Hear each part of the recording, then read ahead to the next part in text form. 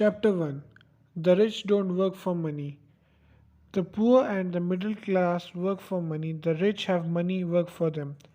Dad, can you tell me how to get rich? My dad put down the evening paper. Why do you want to get rich, son? Because today Jimmy's mom drove up in their new Cadillac and they were going to their beach house for the weekend. He took three of his friends, but Mike and I weren't invited. They told us we weren't invited because we were poor kids. They did? My dad asked incredulously. Yeah, they did. I replied in a hurt tone. My dad silently shook his head, pushed his glasses up the bridge of his nose, and went back to reading the paper. I stood waiting for an answer. The year was 1956. I was 9 years old. By some twist of fate, I attended the same public school where the rich people sent their kids. We were primarily a sugar plantation town in Hawaii. The managers of the plantation and the other affluent people, such as doctors, business owners, and bankers, sent their children to their public elementary school. After grade 6, the children were generally sent off to private schools. Because my family lived on one side of the street, I went to this school. Had I lived on the other side of the street, I would have gone to a different school with kids from families more like mine. After grade 6, these kids and I would go on public intermediate and high school. There was no private school for them or for me. My dad finally put down the paper. I could tell he was thinking. Well, son, he began slowly. If you want to be rich, you have to learn to make money. How do I make money? I asked. Well, use your head, son, he said, smiling. Even then, I knew that they really meant. That's all I'm going to tell you.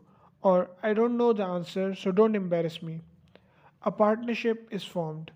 The next morning, I told my best friend Mike what my dad had said, as best as I could tell. Mike and I were the only poor kids in the school. Mike was also in the school by a twist of fate. Someone had drawn a jog in the line for the school district, and we wound up in the school with the rich kids. We weren't really poor, but we felt as we were, because all the other boys had new baseball gloves, new bicycles, new everything. Mom and dad provided us with the basics like food, shelter, and clothes, but that was about it. My dad used to say, if you want something, work for it. We wanted things, but there was not much work available for 9-year-old boys. So, what do we do to make money? Mike asked. I don't know, I said, but do you want to be my partner?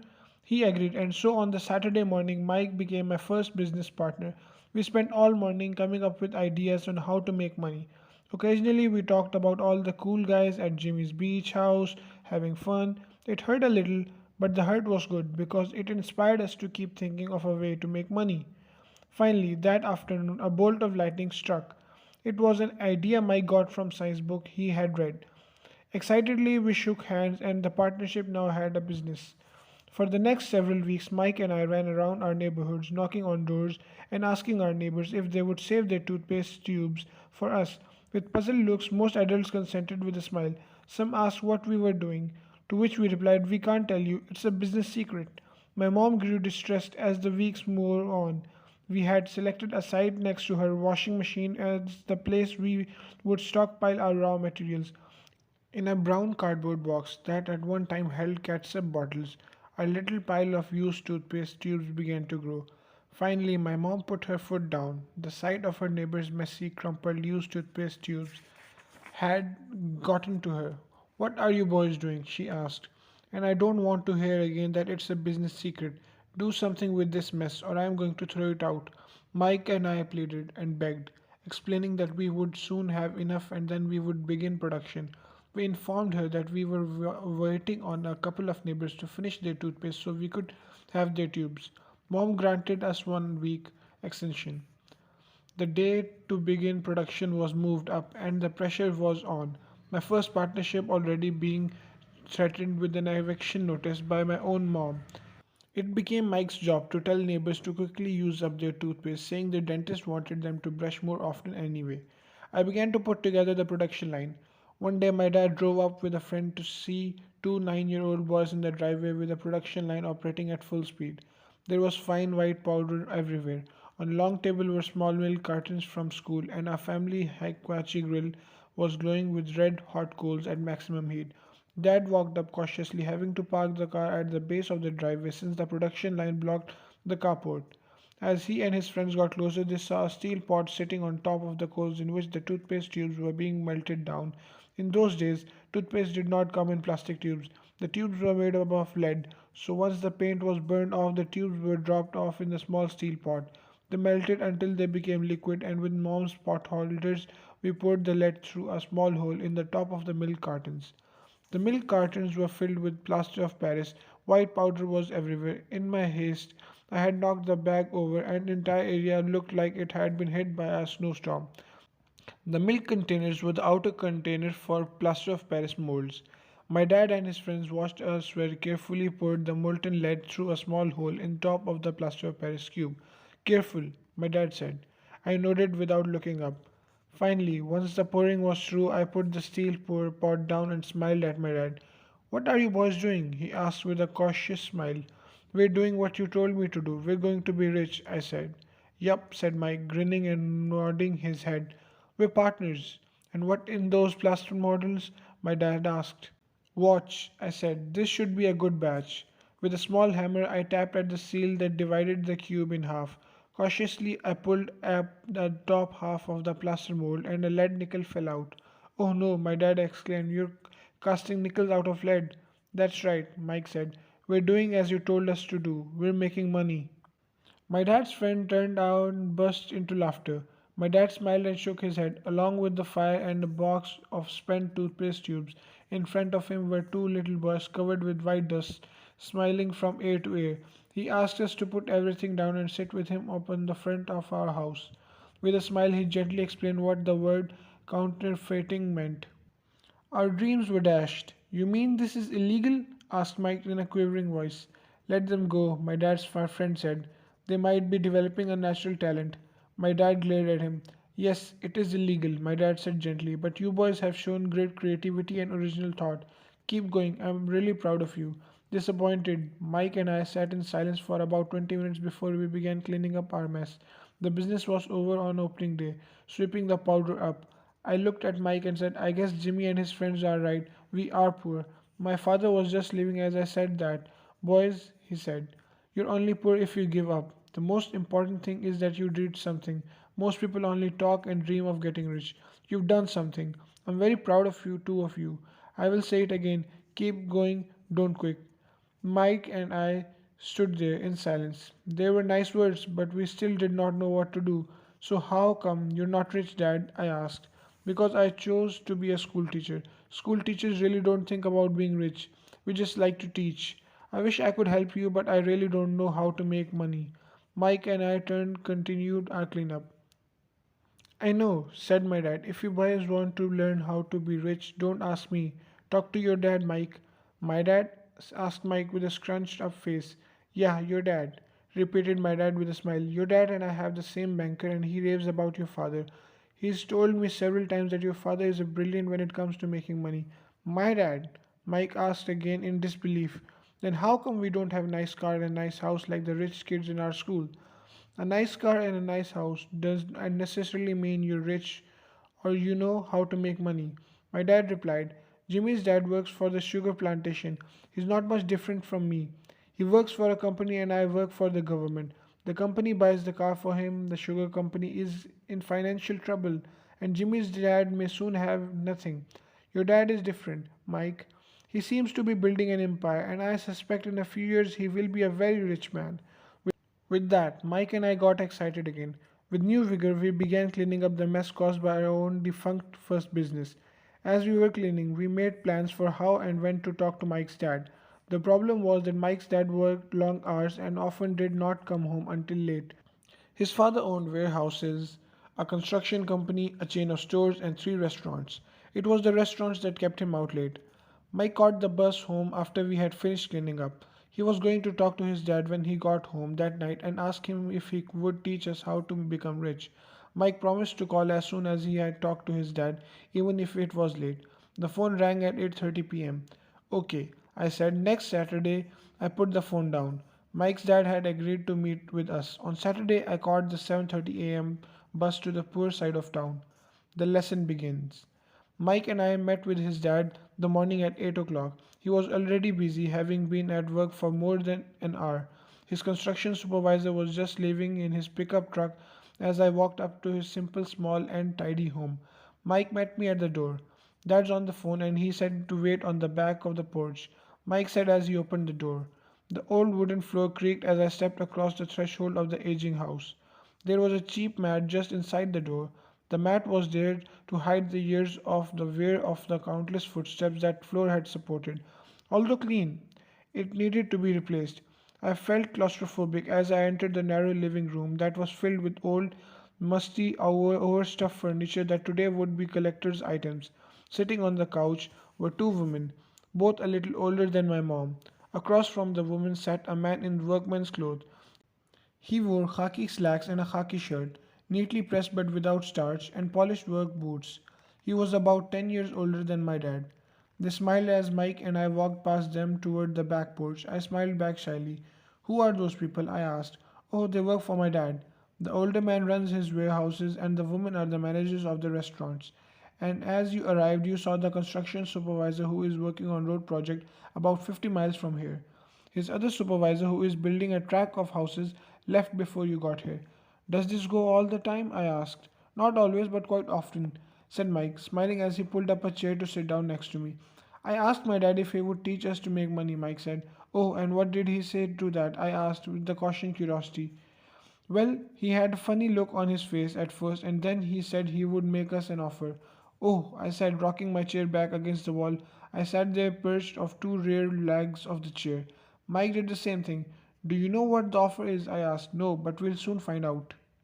Suddenly, Mike's dad burst through the rickety screen door and onto the porch. Mike and I jumped to our feet, not out of respect, but because we were startled. Ready, boys? He asked as he pulled up a chair to sit down with us. We nodded our heads as we pulled our chairs away from the wall to sit in front of him. He was a big man, about 6 feet tall and 200 pounds. My dad was taller, about the same weight, and 5 years older than Mike's dad. They sort of looked alike, though not of the same ethnic makeup. Maybe their energy was similar. Mike says you want to learn to make money. Is that the correct, Robert? I nodded my head quickly, but with little trepidation. He had a lot of power behind his words and smiled. Okay, here's my offer. I'll teach you, but I won't do it in classroom style. You work for me, I'll teach you. You don't work for me, I won't teach you. I can teach you faster if you work, and I'm wasting my time if you just want to sit and listen like you do in school. That's my offer. Take it or leave it. Ah, may I ask a question first? I asked. No, take it or leave it. I've got too much work to do to waste my time if you can't make up your mind decisively. Then you'll never learn to make money anyway. Opportunities come and go. Being able to know when to make quick decisions is an important skill. You have the opportunity that you asked for. School is beginning or it's over in 10 seconds. Mike's dad said, with a teasing smile. Take it, I said. Take it, said Mike. Good, said Mike's dad. Mrs. Martin will be in 10 minutes. After I am through with her, you will ride with her to my superate and you can begin working. I'll pay you 10 cents an hour and you'll work 3 hours every Saturday. But I have a softball game today, I said. Mike's dad lowered his voice to a stern tone. Take it or leave it, he said. I'll take it, I replied, choosing to work and learn instead of playing. 30 cents later. By 9 a.m. that day, Mike and I were working for Mrs. Martin. She was kind and patient woman. She always said that Mike and I reminded her of her two grown sons. Although kind, she believed in hard work and kept us moving. We spent 3 hours taking canned goods off the shelves, brushing each can with a feather duster to get the dust off and then restacking them nearly. It was excruciatingly boring work. Mike's dad, whom I call my rich dad, owned 9 of these little superiorities, each with a large parking lot. They were the early versions of the 7-Eleven convenience stores, little neighborhood grocery stores where people bought items such as milk, bread, butter, and cigarettes. The problem was that this was Hawaii before air conditioning was widely used, and the stores could not close their doors because of the heat. On two sides of the store, the doors had to be wide open on the road and the parking lot. Every time a car drove by or pulled out into the parking lot, dust would swirl and settle onto the store. We knew we had a job as long as there was no air conditioning. For 3 weeks, Mike and I reported to Mrs. Martin and worked our 3 hours. By noon, our work was over, and she dropped 3 little dimes in each of our hands.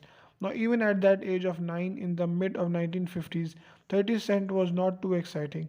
Comic book cost 10 cents back then, so I would usually spend my money on comic book and went home. By Wednesday of the fourth week, I was ready to quit.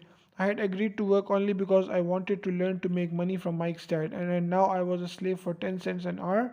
On top of that, I had not seen Mike's dad since the first Saturday. I'm quitting, I told Mike at lunchtime. School was boring, and now I did not even have my Saturday to look forward to. But it was the 30 cent that really got to me. The time Mike smiled. What are you laughing at? I asked with anger and frustration. Dad said this would happen. He said to meet with him when you were ready to quit. What? I said indignantly. He's been waiting for me to get fed up? Sort of, Mike said. Dad's kind of different. He doesn't teach like your dad. Your mom and your dad lecture a lot. My dad is quiet and a man of few words. You just wait till this Saturday, I'll tell him you're ready. You mean I will set up? No, not really, but maybe Dad will explain on Saturday. Waiting in line on Saturday. I was ready to face Mike's dad. Even my real dad was angry with him. My real dad, the one I called the poor one, thought that the rich dad was violating child labor laws and should be investigated. My educated poor dad told me to demand what I deserve, at least 25 cents an hour. My poor dad told me that if I did not get a raise, I was to quit immediately. You don't need that damn job anyway, said my poor dad with indignation. At 8 o'clock Saturday morning, I walked through the door of Mike's house when Mike's dad opened it. Take a seat and wait in line, he said. As I entered, he turned and disappeared into his little office next to our bedroom. I looked around the room and didn't see Mike anywhere. Feeling awkward, I cautiously sat down next to the same two women who were there for weeks earlier. They smiled and slid down the couch to make room for me. 45 minutes went up by and I was steaming. The two women had met with him and left 30 minutes earlier. An older gentleman was there for 20 minutes and was also gone. The house was empty, and here I sat in musty, dark living room on a beautiful sunny Hawaiian day, waiting to talk to a cheapskate who exploited children. I could hear him rustling around the office, talking on the phone and ignoring me. I was ready to walk out, but for some reason I stayed. Finally, 15 minutes later, at exactly 9 o'clock, Rich Dad walked out of his office, said nothing, and signaled with his hand for me to enter. I understand you want a raise, or you're going to quit, Rich Dad said as he swiveled in his office chair. Well, you're not keeping your end of the bargain, I blurted out, nearly in tears. It was really frightening for me to confront a grown up. You said that you would teach me. If I worked for you, well, I've worked for you and I've worked hard. I've given up my baseball games to work for you, but you haven't kept your word and you haven't taught me anything. You are a crook like everyone in town thinks you are. You're greedy, you want all the money and don't take care of your employees. You made me wait and don't show me any respect. I'm only a little boy, but I deserve to be treated better. Rich Dad rocked back in his swivel chair, hands up to his chin, and stared at me. Not bad, he said. In less than a month, you sound like most of my employees. What? I asked, not understanding what he was saying. I continued with my grievance. I thought you were going to keep your end of the bargain and teach me. Instead, you want me to torture me? That's cruel. That's really cruel. I'm teaching you, Rich Dad said quietly. What have you taught me? Nothing, I said angrily. You haven't even talked to me once since I agreed to work for peanuts. 10 cents an hour? Huh, I should notify the government about you. We have child labor laws, you know. My dad works for the government, you know. Wow, said Rich Dad. Now you sound just like most of the people who used to work for me, people I've either fired or who have quit. So what do you have to say? I demanded, feeling pretty brave for a little kid. You lied to me. I've worked for you, and you have not kept your word. You haven't taught me anything. How did you know what I have not taught you anything? Asked the rich dad calmly. Well, you've never talked to me. I've worked for 3 weeks and you have not taught me anything. I said with a pout. Does teaching mean talking or a lecture? Rich dad asked. Well, yes, I replied. That's how they teach you in school, he said, smiling, but that is not how life teaches you. And I would say that life is the best teacher of all. Most of the time, life does not talk to you, it just sort of pushes you around. Each push is life saying, wake up, there's something I want you to learn. What is this man talking about? I asked myself. Life pushing me around was life talking to me? Now I knew I had to quit my job. I was talking to someone who needed to be locked up. If you learn life lesson, you will do well. If not, life will just continue to push you around. People do two things. Some just let push life push them around, others get angry and push back. But they push back against their boss, or their job, or their husband or wife. They do not know it's life that's pushing. I had no idea what he was talking about. Life pushes all of us around. Some people give up and others fight. A few learn the lessons and move on. They welcome life pushing them around. To these few people, it means they need and want to learn something. They learn and move on. Most quit, and a few like you fight. Rich Dad stood and shut the creaky old wooden windows that needed repair. If you learn this lesson, you will grow into a wise, wealthy, and happy young man. If you don't, you will spend your life blaming a job, a low pay, or your boss for your problems. You live life always hoping for that big break that will solve all your money problems. Rich Dad looked over to me to see if I was still listening. His eyes met mine. We stared at each other, communicating through our eyes. Finally, I looked away once I had absorbed his message. I knew he was right. I was blaming him, and I didn't ask to learn. I was fighting. Rich Dad continued. Or if you're the kind of person who has no gut, you just give up every time life pushes you. If you're that kind of person, you live all your life playing it safe, doing the right thing, saving yourself for some event that never happens. Then you die a boring old man. You'll live, you'll have lots of friends who really like you because you are such a nice hardworking guy. But the truth is that you let life push you into submission. Deep down you were terrified of taking risk. You really wanted to win, but the fear of losing was greater than the excitement of the winning. Deep inside, you and only you will know you didn't go for it. You chose to play it safe. Our eyes met again. You've been pushing me around, I asked. Some people might say that, smiled Rich Dad. I would say that I just gave you a taste of life. What taste of life? I asked, still angry but now curious and ready to learn. You boys are first people who have ever asked me to teach them how to make money. I have more than 150 employees and none of them has asked me what I know about money. They ask me for a job and a paycheck, but never to teach them about money. So most will spend the best years of their lives working for money, not really understanding what is they are working for. I sat there listening intently. So when Mike told me you wanted to learn how to make money, I decided to design a course that mirrored real life.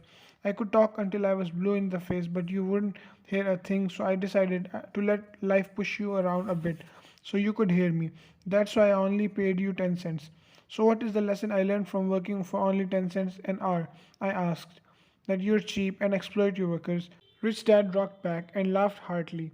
Finally, he said, you'd best change your point of view. Stop blaming me and thinking I'm the problem. If you think I'm the problem, then you have to change me. If you realize that you're the problem, then you can change yourself, learn something, and grow wiser. Most people want everyone else in the world to change but themselves. Let me tell you, it's easier to change yourself than everyone else. I don't understand, I said. Don't blame me for your problems, Rich Dad said, growing impatient. But you only pay me 10 cents. So what are you learning? Rich Dad asked, smiling. That you're cheap, I said with a sly grin. See, you think I'm the problem, said Rich Dad. But you are. Well, keep that attitude and you'll learn nothing. Keep that attitude that I'm the problem and what choice do you have? Well, if you don't pay me more or show me more respect and teach me, I'll quit. Well put, Rich Dad said. And that's exactly what most people do. They quit and go looking for another job, a better opportunity, and a higher pay, actually thinking that this will solve their problem. In most cases, it won't. So, what should I do? I asked. Just take the measly 10 cents an hour and smile? Rich Dad smiled. That's what the other people do, but that's all they do, waiting for a raise, thinking that more money will solve their problems. Most just accept it, and some take a second job working harder, but again accepting a small paycheck. I sat staring at the floor, beginning to understand the lesson Rich Dad was presenting. I could sense it was a taste of life. Finally, I looked up and asked, so what will solve the problem? This, he said, leaning forward in his chair, tapping me gently on the head. This stuff between your ears. It was the moment that Rich Dad shared the pivoted point of view that separated him from his employees and my poor dad, and led him to eventually become one of the richest men in Hawaii. While my highly educated but poor dad struggled financially all his life, it was a singular point of view that made all the difference over a lifetime. Rich Dad explained this point of view over and over, which I can call lesson number one. The poor and the middle class work for money, the rich have money work for them. On that bright Saturday morning, I learned a completely different point of view from what I had been taught by my poor dad. At the age of 9, I understood that both dads wanted me to learn. Both dads encouraged me to study, but not the same things. My highly educated dad recommended that I do what he did.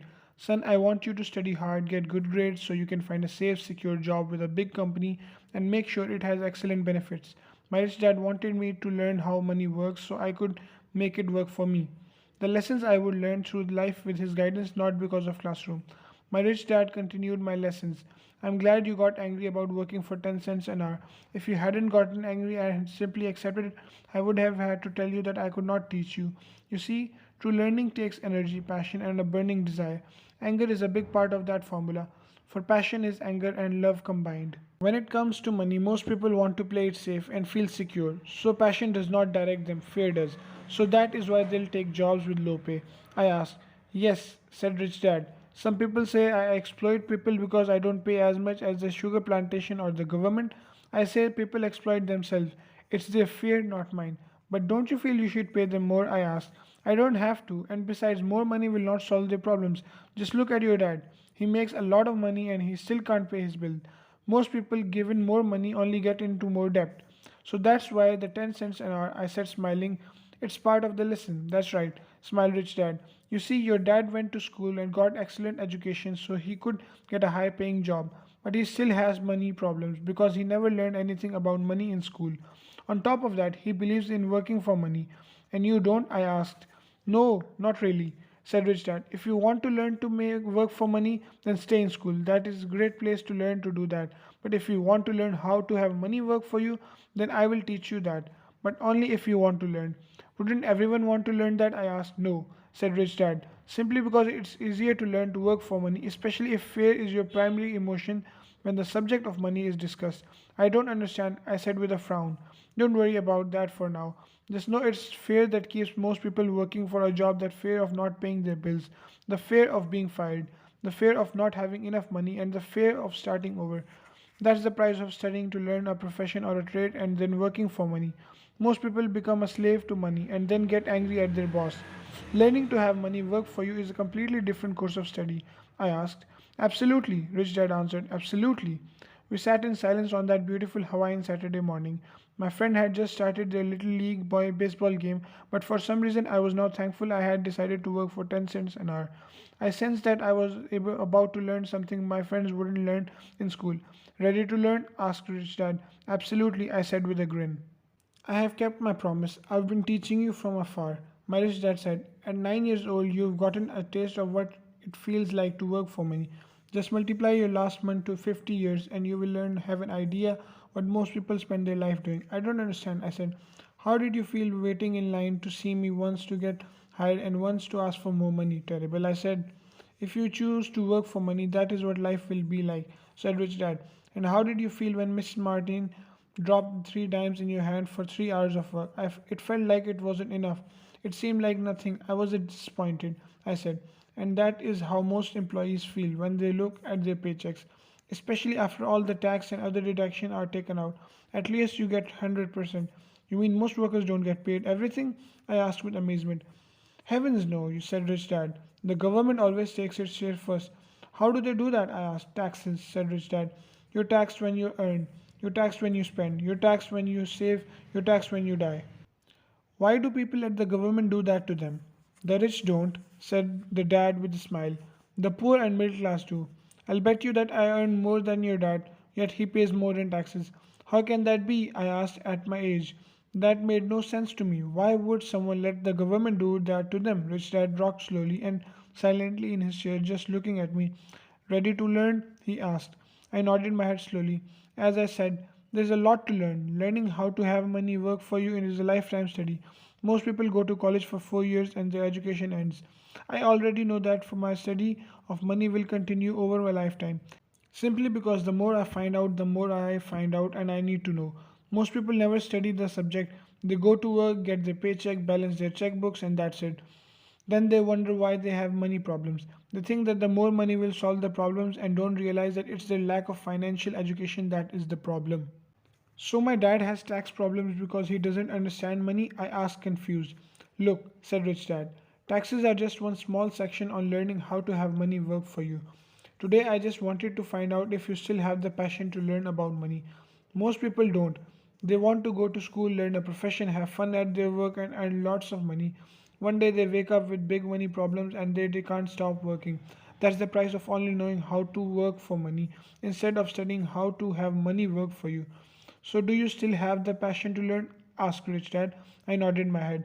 Good, said Rich Dad. Now get back to work. This time I will pay you nothing. What? I asked in amazement. You heard me. Nothing. You will work for the same 3 hours every Saturday, but this time you will not be paid 10 cents per hour. You said you wanted to learn to not to work for money, so I'm not going to pay you anything. I couldn't believe what I was hearing. I've already had this conversation with Mike and he's already working, dusting, and stacking canned goods for free. You better hurry and get back there. That's not fair, I shouted. You've got to pay something. You said you wanted to learn. If you don't learn this now, you'll grow up be like your two women and the older man sitting in my living room working for money and hoping I don't fire them. Or like your dad, earning lots of money only to be in debt up to his eyeball, hoping more money will solve the problem. If that's who you want, I'll go back to our original deal of 10 cents an hour. Or you can do what most adults do, complain that there is not enough pay, quit, and go looking for another job. But what do? I asked. Rich Dad tapped me on the head. Use this, he said. If you use it well, you will soon thank me for giving you an opportunity and you will grow into a rich man. I stood there, still not believing what a raw deal I was handed. I came to ask for a raise, and somehow I was instead working for nothing. Rich Dad tapped me on the head again and said, use this. Now get out here and get back to work. Lesson number one: the rich don't work for money. I didn't tell my poor dad I wasn't being paid. He wouldn't have understood, and I didn't want to try to explain something I didn't understand myself. For 3 more weeks, Mike and I worked 3 hours every Saturday for nothing. The work didn't bother me and the routine got easier, but it was the missed baseball games and not being able to afford to buy a few comic books that got me. Rich Dad stopped by noon on the third week. We heard his truck pull up in the parking lot and sputter when the engine was turned off. He entered the store and greeted Mrs. Martin with a hug. After finding out how things were going in the store, he reached into the ice cream freezer, pulled out 2 bars, paid for them, and signaled to Mike and me. Let's go for a walk, boys. We crossed the street, dodging a few cars, and walked across large grassy field where a few adults were playing softball. Sitting down at a lone picnic table, he handed Mike and me the treats. How's it going, boys? Okay, Mike said. I nodded in agreement. Learned anything yet? Rich Dad asked. Mike and I looked at each other, shrugged our shoulders, and shook our head in unison. Avoiding one of life's biggest traps. Well, you boys had better start thinking. You're starting at one's life's biggest lesson. If you learn it, you'll enjoy a life of great freedom and security. If you don't, you'll wind up like Mrs. Martin and most of the people playing softball in this park. They work very hard for little money, clinging to the illusion of job security and looking forward to a 3 week vacation each year and maybe a skimpy pension after 45 years of service. If that excites you, I'll give you a raise of 25 cents an hour. But these are good, hard-working people. Are you making fun of them? I demanded. A smile came over the rich dad's face. Mrs. Martin is like a mother to me. I would never be that cruel. I may sound unkind because I am doing my best to point something out to the two of you. I want to expand your point of view so you can see something most people never have the benefit of seeing because their vision is too narrow. Most people never see the trap they are in. Mike and I sat there, uncertain of his message. He sounded cruel, yet we could sense he was trying to drive home a point. With a smile, Richard said, doesn't that 25 cents an hour sound good? Doesn't it make your heart beat a little faster? I shook my head no, but it really did. 25 cents an hour would be a big bucks to me. Okay, I'll pay you $1 an hour. Rich Dad said with a sly grin. Now my heart started to race. My brain was screaming, take it, take it. I could not believe what I was hearing. Still, I said nothing. Okay, $2 an hour. My little brain and heart nearly exploded. After all, it was 1956, and being paid $2 an hour would have made me the richest kid in the world. I couldn't imagine earning that kind of money. I wanted to say yes. I wanted the deal. I could picture a new bicycle, new baseball glove, and the adoration of my friends when I flashed some cash. On top of that, Jimmy and his rich friends could never call me poor again, but somehow my mouth stayed shut. The ice cream had melted and was running down my hand. Rich Dad was looking at two boys staring back at him, eyes wide open and brains empty. He was testing us, and he knew that was part of our emotions that Dad wanted to take the deal. He understood that every person has a weak and needy part of their soul that can be bought, and he knew that every individual also had a part of their soul that was resilient and could never be bought. It was only a question of which one was stronger. Okay, $5 an hour. Suddenly I was silent. Something had changed. The offer was too high and ridiculous. Not many grown ups in 1956 made more than that, but quickly my temptation disappeared and calm set in. Slowly I turned to my left to look at Mike. He looked back at me. The part of my soul that was weak and needy was silenced.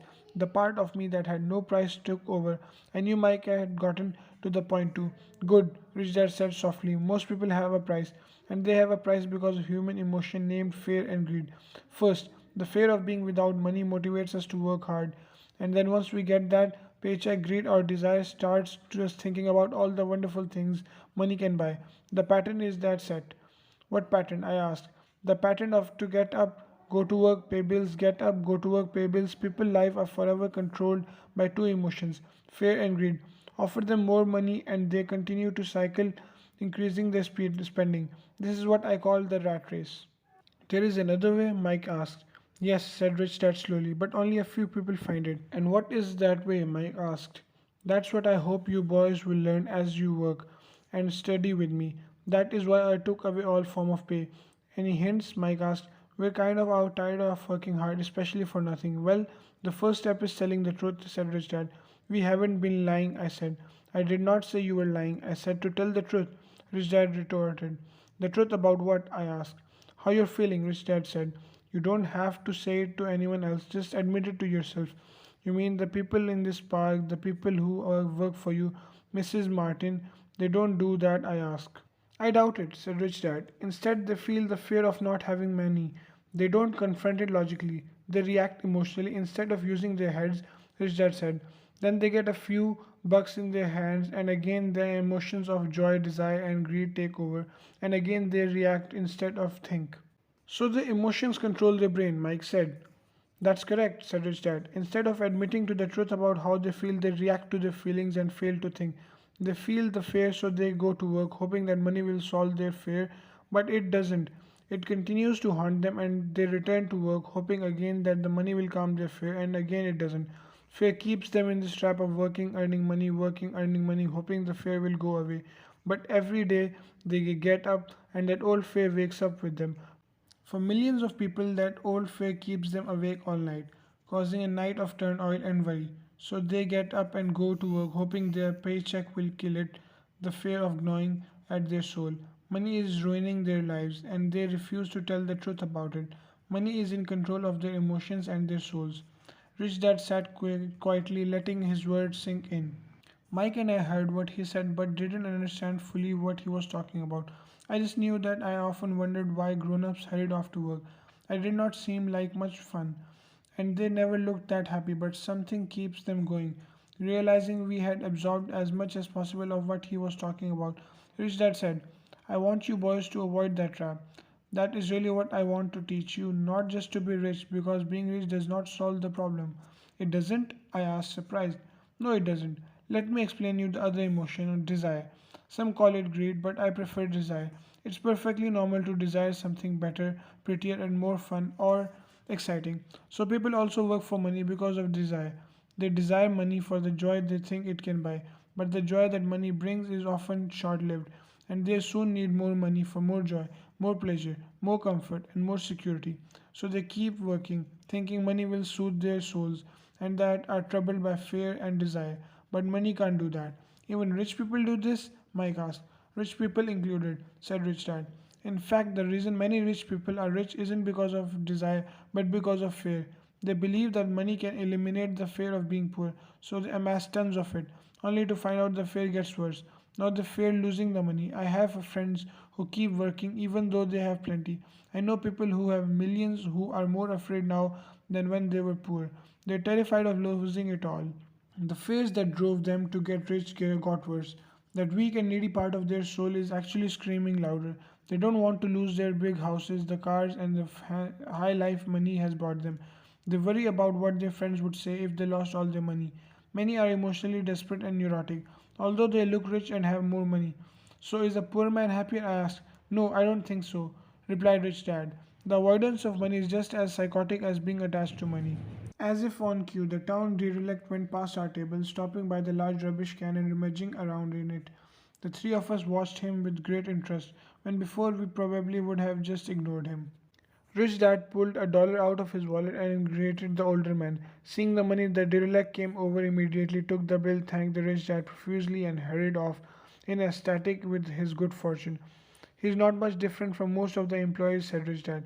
I've met so many people who say, oh, I'm not interested in money, yet they'll work for a job for 8 hours a day.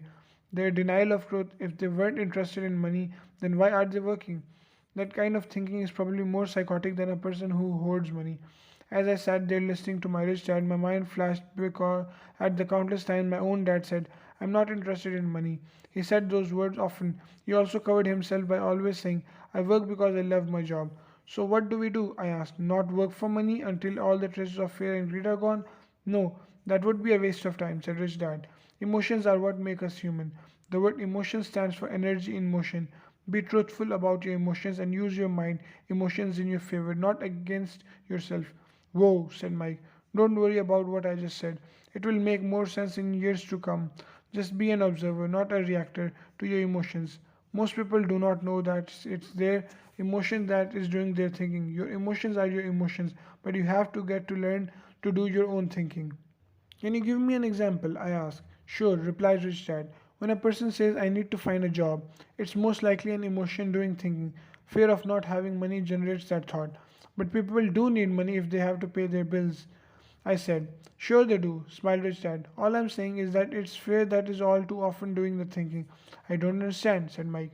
For example, said Rich Dad, if the fear of not having enough money arises instead of immediately running out to get a job, they instead might ask themselves this question: will a job be the best solution for this fear over the long run? In my opinion, the answer is no. A job is really a short term solution to a long term problem. But my dad is always saying stay in school and get good grades so you can find a safe, secure job. I interjected, somewhat confused. Yes, I understand what that he says that, said Richard smiling. Most people recommend that, and it's a good path for most people, but people make that recommendation primarily out of fear. You mean my dad says that because he's afraid? Yes, said Rich Dad. He's terrified that you won't earn enough money and won't fit into society. Don't get me wrong, he loves you and wants the best for you. I too believe in education and a job are important, but it won't handle the fear. You see, the same fear that makes him get up in the morning to earn a few bucks is the fear that is causing me to be so fanatical about you going to school. So, what do you recommend? I asked. I want to teach you to master the power of money instead of being afraid of it.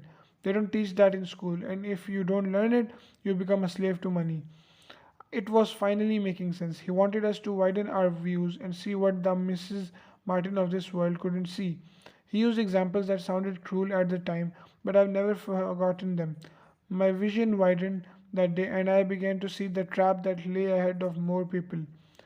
You see, we're all employees ultimately. We just work at different levels, said Rich Dad. I just want you boys to have a chance to avoid the trap caused by those two emotions for fear and desire. Use them in your favor, not against you. That's what I want to teach you. I'm not interested in just teaching you to make a pile of money. That won't handle the fear of desire. If you don't first handle fear and desire and you get rich, you'll only be a highly paid slave. How do we avoid this trap? I asked. The main cause of poverty or financial struggle is fear and ignorance, not the economy or the government or the rich. It's a self inflicted fear and ignorance that keep people trapped. So, you boys go to school and go to your college degrees. I'll teach you how to stay out of the trap.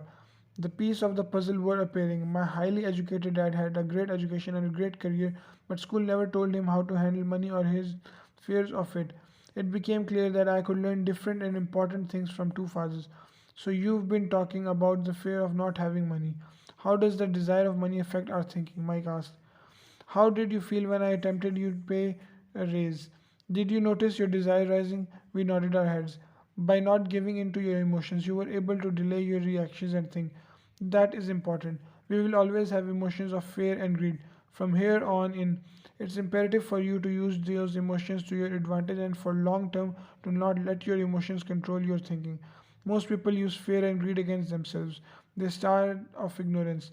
Most people live their lives chasing paychecks, pay raises, and job security because of the emotions of desire and fear, not really questioning where these emotion driven thoughts are leading them. It's just like a picture of donkey dragging a cart with its owner dangling a carrot just in front of its nose. The donkey's owner may be going where he wants to, but the donkey is chasing an illusion. Tomorrow there will only be another carrot for the donkey. You mean the moment I picture a new baseball glove, candy, and toys, that's like a carrot to a donkey? Mike asked. Yes, and as you get older, your toys get more expensive. A new car, a boat, and a big house to impress your friends, said Rich Dad with a smile. Fear pushes you out of the door and desire calls you to. That's the trap. So, what's the answer? Mike asked. What intensifies fears and desires is ignorance. That is why rich people with lots of money often have more fear than rich they get. Money is the carrot, the illusion. If the donkey could see the whole picture, it might rethink its choices to chase the carrot. Rich Dad went on to explain its human life is a struggle between ignorance and illumination.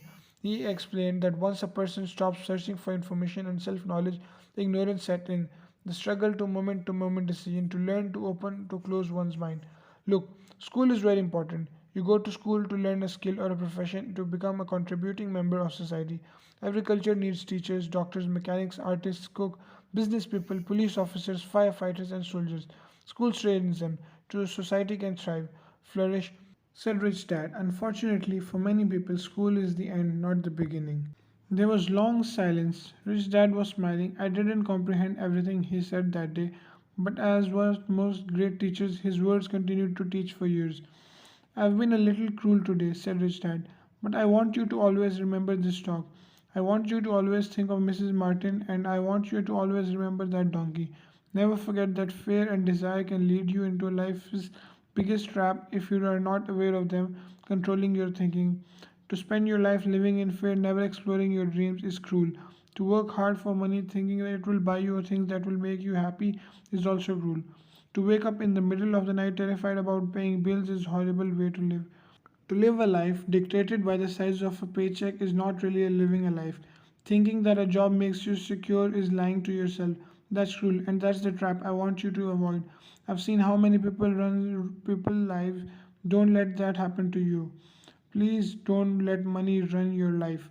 A softball rolled under our table. Rich Dad picked it up and threw it back. So, what does ignorance have to do with greed and fear? I asked. Because it is ignorance about money that causes so much greed and fear. So, Rich Dad, let me give you some examples. A doctor wanting more money to better provide for his family raises his fees. By raising his fees, it makes healthcare more expensive for everyone. It hurts the poor people the most, so they have worse health than those with money. Because of the doctors raised their fees, the attorneys raised their fees. Because the attorneys have gone up, school teachers want a raise, which raise our taxes, and on and on and on. Soon there will be such a horrifying gap between rich and the poor that the chaos will break out, another great civilization will collapse. History proves that greater civilizations collapse when the gap between the haves and the have not is too great. Sadly, America is on the same course because we haven't learned from history. We only memorize the historical dates and names and the lesson. Aren't prices supposed to go up? I asked. In an educated society with a well run government, prices should actually come down. Of course, that is often only true in theory. Prices go up because of greed and fear caused by ignorance. If schools taught people about money, there would be more money and lower prices. But schools focus only on teaching people to work for money and not how to harness money's power. But don't we have business schools? Mike asked. And haven't you encouraged me to go for my MBA? Yes, said Rich Dad. But all too often, business schools train employees to become sophisticated bean counters. Heaven forbid a bean counter takes over my business. All they do is look at the numbers, fire people, and kill the business. I know this because I hire bean counters. All they think about is cutting costs, raising prices, which causes more problems. Bean counting is important. I wish more people knew it, but it too is not the whole picture, added Rich Dad angrily. So, is there an answer? Asked Mike. Yes, said Rich Dad. Learn to use your emotions to think, not to think with your emotions. When you boys mastered your emotions by agreeing to work for free, I knew there was hope. When you again resisted your emotions when I tempted you with more money, you were again learning to think in spite of being emotionally charged. That's the first step. Why is that step so important? I asked. Well, that's up to you to find out. If you want to learn, I'll take you boys into the briar patch, a place almost everyone else avoids. If you go with me, you let go of the idea of working for money and instead learn to have money work for you. And what will we get if we go with you? What if we agree to learn from you? What will we get? I asked. The same thing Brother Rabbit got, said Rich Dad, referring to the classic children's story. Is there a briar patch? I asked. Yes, and said Rich Dad. The briar patch is our fear and greed. Confronting fear, weakness, and neediness by choosing our own thoughts is the way out. Choosing our thoughts? Mike asked, puzzled. Yes, choosing what we think rather than reacting to our emotion. Instead of just getting up and going to work because not having money to pay your bill is scaring you. Ask yourself, is working harder at the best solution to the problem? Most people are too afraid to rationally think things through and instead run out of the door to a job they have. The tar baby is controlled. That's why I mean by choosing your own thoughts. And how do we do that? Mike asked. That's what I will teach you. I'll teach you how to have a choice of thoughts rather than a knee jerk reaction, like gulping down your morning coffee and running out of the door. Remember what I said before, a job is only a short term solution to a long term problem. Most people have only one problem in mind, and it's short term. It's the bills at the end of the month, the tar baby, money controls their lives. Or should I say, the fear and ignorance about money controls it. So they do as their parents did. They get up every day, go to work for money, not taking time to ask the question, is there another way? Their emotions now control their thinking, not their heads. Can you tell the difference between emotional thinking and head thinking? Mike asked. Oh, yes, I hear it all the time, said Rich Dad. I hear things like, well, everyone has to work, or the rich are crooks, or I'll get another job. I deserve the race. You can't push me around. Or I like this job because it's secure. No one asks, is there something I'm missing here? Which would break through the emotional thoughts and give you time to think clearly. As we headed back to the store, Rich Dad explained that the rich really did make money. They did not work for it. He went on to explain that when Mike and I were casting 5-cent pieces out of lead, thinking we were making money, we were very close to thinking the way the rich think. The problem was that creating money is legal for the government and banks to do, but illegal for us to do. These are legal ways to create money from nothing, he told us. Rich Dad went on to explain that the rich know that money is an illusion, truly like the carrot for the donkey. It's only out of fear and greed that illusion of money is held together by billions of people who believe in money is real. It's not. Money is really made up. It is only because of the illusion of confidence and ignorance of the masses that is his house his card stands.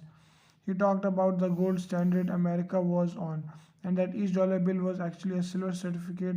What concerned him was the rumor that would someday go off gold standard and our dollars would no longer be backed by something tangible. If that happens, boys, all hell will break loose. The poor, the middle class, and the ignorant will have their lives ruined simply because they will continue to believe that money is real and the company they work for or the government will look after them. We really did not understand what he was saying that day, but over the years it made more and more sense. Seeing what others miss. As he climbed into his pickup truck outside his convenience store, Rich Dad said, keep working, boys, but the sooner you forget about needing a paycheck, the easier your adult life will be. Keep using your brains, work for free, and soon your mind will show you ways of making money far beyond what I could ever pay you. You will see things that other people never saw. Most people never see these opportunities because they're looking for money and security, so that's all they get. The moment you see one opportunity, you'll see them for the rest of your life. The moment you do that, I'll teach you something else. Learn this and you'll avoid one of the life's biggest trap. Mike and I picked up our things from the store and waved goodbyes to Mrs. Martin. We went back to our park to the same picnic bench and spent several more hours thinking and talking. We spent the next week at school thinking and talking too. For 2 more weeks, we kept thinking, talking, and working for free. At the end of the second Saturday, I was again saying goodbyes to Mrs. Martin and looking at the comic book stand with a longing gaze. The hard thing about not even getting 30 cents every Saturday was that I didn't have any money to buy comic books. Suddenly, as Mrs. Martin said goodbye to Mike and me, I saw her do something I'd never seen her do before. Mrs. Martin was cutting for the front page of the comic book in half. She kept top half of the comic book cover and threw the rest back into the large cardboard box. When I asked her what she did with the comic books, she said, I throw them away. I give the top half of the cover back to the comic book distributors for the credit when he brings the new comics. He's coming in an hour. Mike and I waited for an hour. Soon the distributor arrived and I asked him if we could have the comic books. To my delight, he said, you can have them if you work for this store and do not resell them. Remember our old business partnership? Well, Mike and I revived it. Using a spare room in Mike's basement, we began piling hundreds of comic books in the room. Soon our comic book library was open to the public. We hired Mike's younger sister, who loved to study, to be head librarian. She charged each child 10 cents admission to the library, which was open from 2:30 p.m. to 4:30 p.m. every day after school. The children of the neighborhood, could read as many comics as they wanted in 2 hours. It was a bargain for them since a comic cost 10 cents each, and they could read 5 or 6 in 2 hours. Mike's sister would check the kids as they left to make sure they weren't borrowing any comic books. She also kept the books, logging in how many kids showed up each day, who they were, and any comments they might have. Mike and I averaged $9.5 per week over the 3 month period. We paid his sister $1 a week and allowed her to read the comics for free, which she rarely did since she was always studying. Mike and I kept our agreement by working in the store every Saturday and collecting all the comic books from the different stores. We kept our agreement to the distributor by not selling any comic books. We burned them once they got too tattered. We tried opening a branch office, but we could never quite find someone as trustworthy and dedicated as Mike's sister. At an early age, we found out how hard it was to find good staff. 3 months after the library first opened, a fight broke out in the room. Some bullies from another neighborhood pushed their way in, and Mike's dad suggested that we shut down the business. So our comic book business shut down, and we stopped working on Saturday at the convenience store. But Rich Dad was excited because he had new things he wanted to teach us. He was happy because we had learned our first lessons so well. We learned to make money work for us. By not getting paid for our work as the store, we were forced to use our imagination to identify an opportunity to make money. By starting our own business, the comic book library, we were in control of our finances, not dependent on any employer. The best part was that our business generated money for us, even when we weren't physically there. Our money worked for us. Instead paying us money, Rich Dad had given us so much more.